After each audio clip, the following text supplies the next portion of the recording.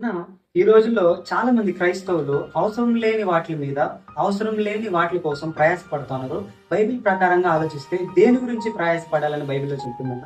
మంచి ప్రశ్న అడిగారండి. బైబిల్ ప్రకారం మనం చూస్తే అపోస్తలుడైన పౌలు మొదటి కొరింథీ పత్రిక 14:1 ఒక మాట, అద్భుతమైన మాట వాడాడు. ఏం మాట్లాడాడంటే, ప్రేమ కలిగి ఉన్నందుకు ప్రయాసపడండి అన్నాడు.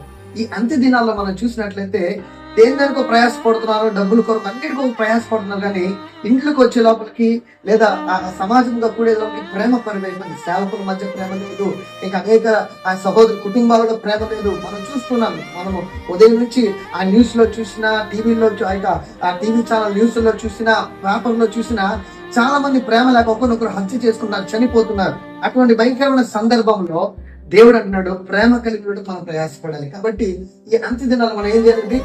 ఎవరిని ద్వేషించకూడదు, అందరినీ ప్రేమించాలి. దేవుని ప్రేమను కలిగి అందరిని ప్రేమించాలి.